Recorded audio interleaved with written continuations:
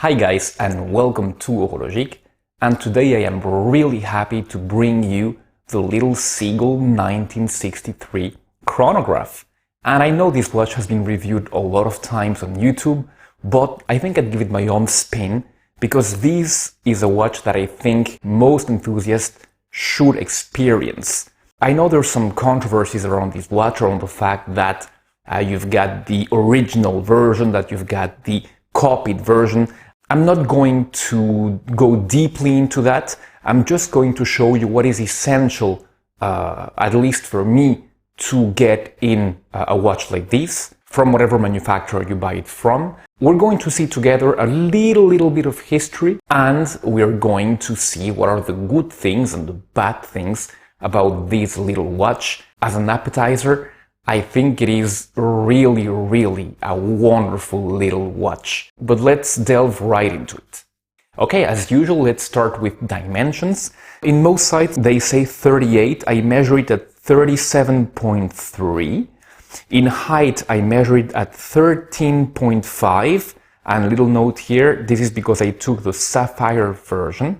This comes in most sites as a sapphire version, and there is also a plexiglass version which has a much higher dome, and I believe that it reaches up to 14.5 when you get the plexiglass more in touch with the vintage feeling. In lug to lug, it's a pretty big boy at 47, so 47 for a 38mm watch, 37 actually, and that makes it that it wears pretty good in many different wrists. If you've got a small wrist, the fact that it's a 37 point something makes it that it wears good on your wrist. And if you've got a larger wrist, the fact that it's got a 47 in lug to lug makes it that it wears good on you. Yeah, I forgot to mention, the lug width is 18mm, in keeping with that small diameter. Alright, so this watch on my 16.5cm, 6.5 inch wrist wears wonderfully. Let's take a look at that very nice dial.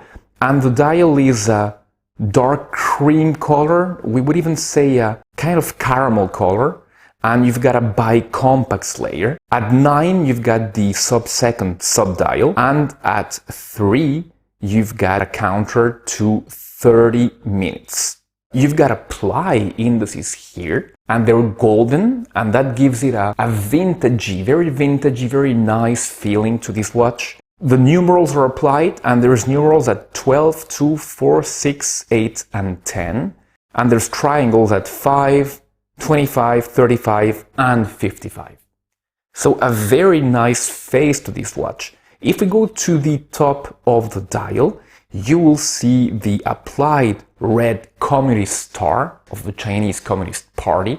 You have to remember that this is, after all, an army watch. Right below the star you've got 21 Zhuan, meaning 21 jewels, 21 rubies. And at the bottom of the dial you've got an inscription in Mandarin, which I think means Tianjin, which is where the Seagull factory is. Okay, as I promised, a little bit of history about this watch. Seagull Watches was created in 1955. The Chinese Army commissioned these watches for the Chinese Air Force in 1961. Seagull took about 2 years to develop the watch. They released it in 1963, therefore the name Chronograph 1963. To produce this watch, Seagull used a tried and tested Venus chronograph. So Venus was a manufacturer of movements back in the 40s and 50s. And the Chinese did not copy anything here. They just bought the rights and the whole machinery, actually, to produce this movement. And they adapted it a bit, and they just created the Seagull ST-19 that we see here. So when you look at this movement, you're going back to the 1950s, to the Swiss movements of the 1950s. This is a Chinese watch with a Swiss heart, and not the other way around. That is a bit weird for us in our day and age. What you have to know is that these watches were created to a very small number, between 1,400 and 3,000 at most. So the original exemplaries are very rare indeed. In 2010, it was re-released I think, I'm not sure, and here's where you can help me maybe. I don't think it was released by Seagull themselves. I think it was released by other companies. And then a few years later, Seagull, seeing the potential here, went on and released the actual reissue from themselves. So that is what I read online. So I don't know if you guys know better. If you do, please do let me know in the comments below. And of course, I'm going to be leaving a link to buy this watch. The link that I leave to is not for the original watch, which is, I believe that it's not worth what they are asking for. It's over $300. And the little link that I put here is for the reproductions of this watch. But the important thing for me is that it has that beautiful ST-19 chronograph movement and that the overall quality is good, which is the case here. So that is why I'll leave this link. And the movement, let's talk about the beauty of that movement. If we flip the watch, you can see that this movement has blued screws. They're only painted, but they're nice enough. And you've got the apparent jewels and you've got all the chronograph module that you see there.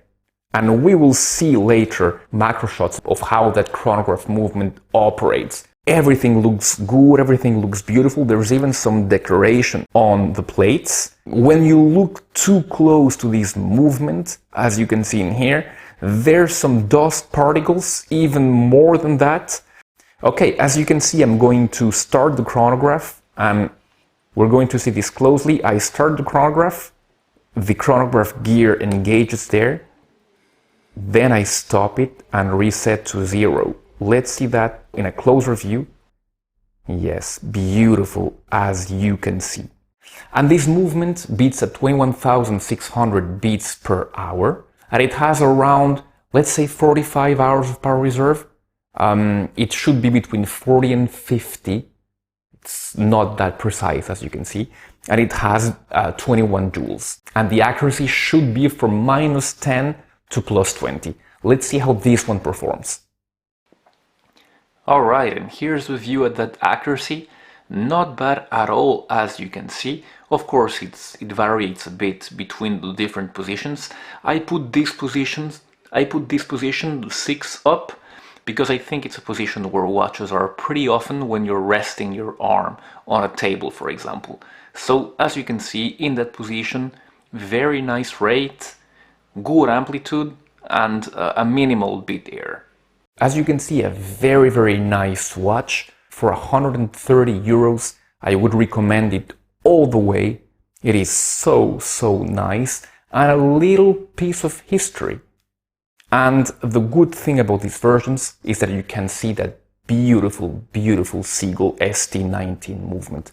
So I would recommend it all the way, especially for that low price. Do not put a loop to this movement. You will not be seeing Patek Philippe or even Omega's finishing and handcrafting in here. You will see some dust particles, you will see some rough finish if you put some macro on it. But to the naked eye, and even if you look close at it, you will see that you're getting a deal for this watch. So guys, that's been the review. Thank you very much, and I'll be seeing you very soon. Goodbye.